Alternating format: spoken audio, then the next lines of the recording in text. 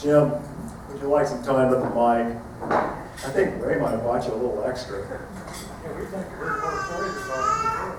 Well, this is really a nice, very nice event here, and I thank all the organizers and all of you for being here.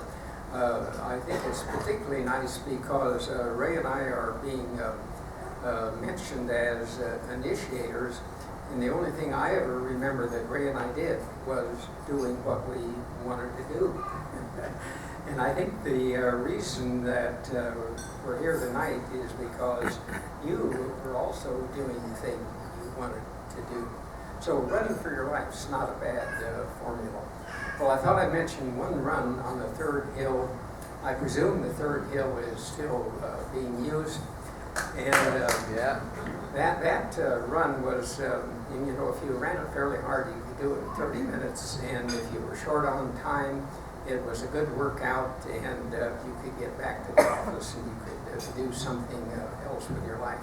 But one time we were going out, and I think Ray Hyman was along, I think Dave Quincer was along, and Glenn Love was along, probably some others as well.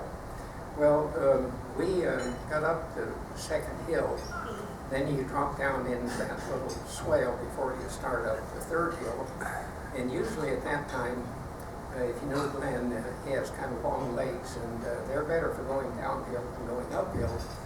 And as we started up the third hill, we gained a little distance on him, and I heard Glenn say, "I'll pick you up on the way down." Well, we kept going, and I didn't intend for Glenn to hear this, but I remarked to Ray and Dave and whoever else was along, and I didn't intend for Glenn to hear this, just we'll see about that. Well, then there was a runner that some of you will remember, Bill Johnson, who I think was a real runner. He was actually on a track team somewhere, and he was a sprinter, ran the 1,500 and shorter distances.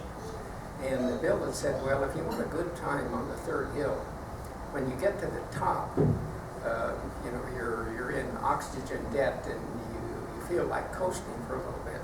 What you really want to do is speed up at that time, increase your stride length a little bit, keep going, and about halfway down the hill you will find you're no longer in oxygen debt, and then you can hold that speed and get down to the bottom of the hill, and then you can cross the flat and still carry some speed.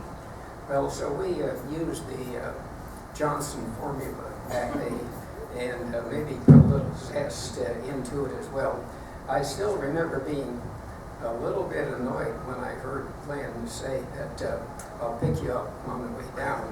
It just seemed like there was a little arrogance in his voice. And you actually don't need to ask whether or not Glenn picked us up on the way down.